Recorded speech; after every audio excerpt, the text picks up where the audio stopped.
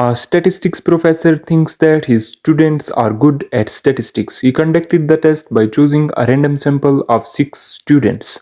He wants these students to score above 70. These 6 students got scores as follows: 62, 92, 75, 68, 83, and 95. Can the professor have 95% confidence that the mean score for the class on the test would be above 70? We are going to apply 6 steps of hypothesis testing. First step is scientific statement. A professor wants to know the proficiency of his students in statistics. He expects them to score above 70. As the professor is expecting the scores above 70, so we will use a unidirectional hypothesis. Step 2 is formulation of hypothesis.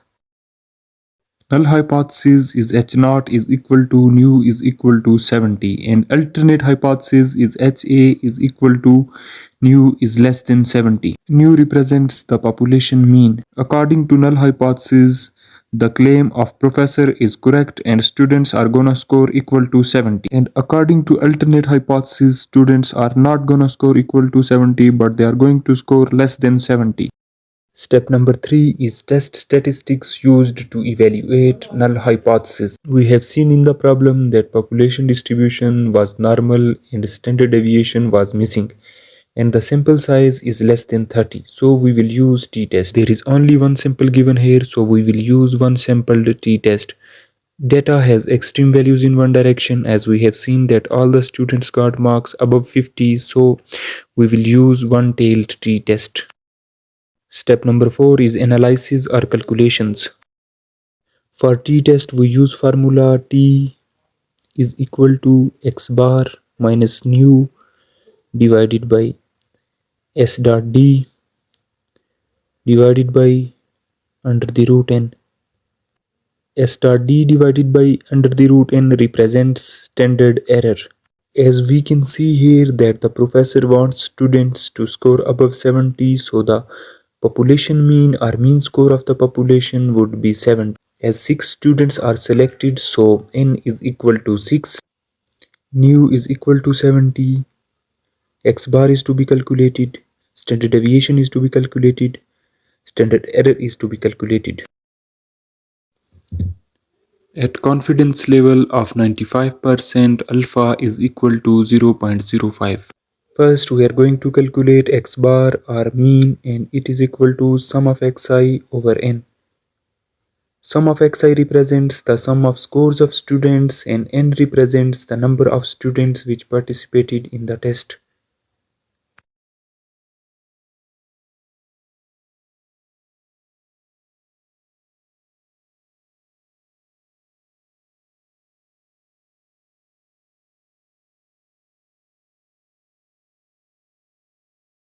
The value of x bar comes out to be 79.16.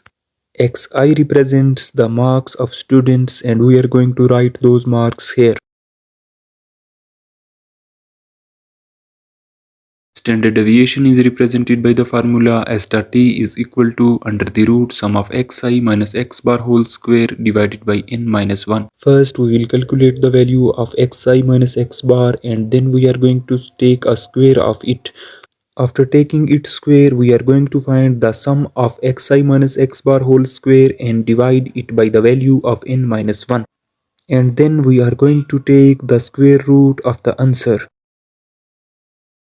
Xi minus x bar 62 minus 79.16 is equal to minus 17.6, and so on.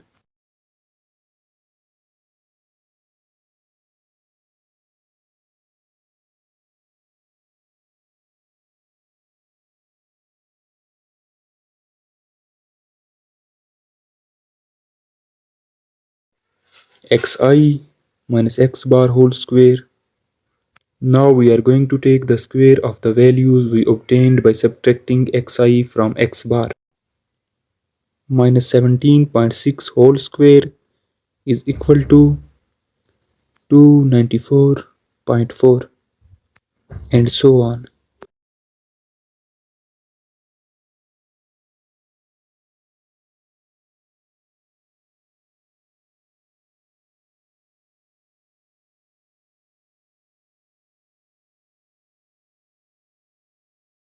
After adding all these values, we found the sum of xi minus x bar whole square, and it comes out to be 866.8. Now we are going to put these values in the formula for standard deviation. Under the root, 866.8 divided by 6 minus 1 is equal to under the root 866.8 divided by 5. S dot D is equal to 173.36 under the root. Standard deviation or S dot D comes out to be 13.17. We are going to calculate standard error. S dot D is equal to S dot D divided by under the root n.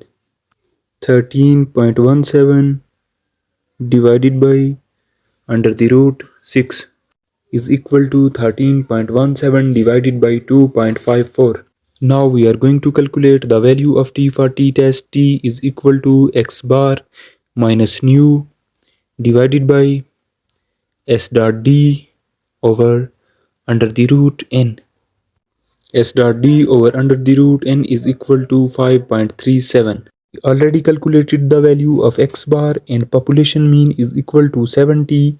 Standard error or s dot d divided by under the root n is equal to 5.37. Now we are going to put these values in t formula. T is equal to 79.16 minus 70 divided by 5.37 is equal to 9.16 divided by 5.37 is equal to 1.70. So that the calculated value of t or t calculated is equal to 1.70. Step 5 is evaluation of statistics. In this step, we find the value of t from t table by using the value of alpha and degree of freedom. Alpha is equal to 0.05.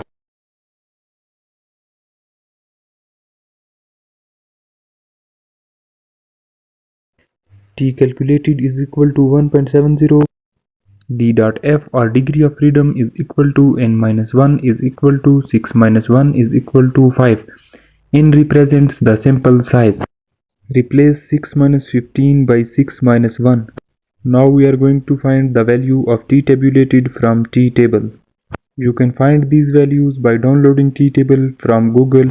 The value of alpha is 0.05 and degree of freedom is 5, and the t tabulated comes out to be 2.015. Now we are going to make a t curve. 2.015.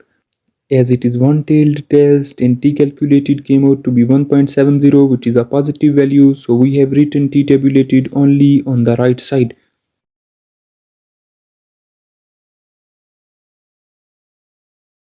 T calculated lies on the inside of acceptance region, so we are going to accept the null hypothesis. As T calculated lies under the curve or within acceptance region, so we will accept null hypothesis and reject alternate hypothesis. Sixth step is interpretation. The mean score of students in the test is above 70, so that the claim of professor or thinking of professor about class is correct.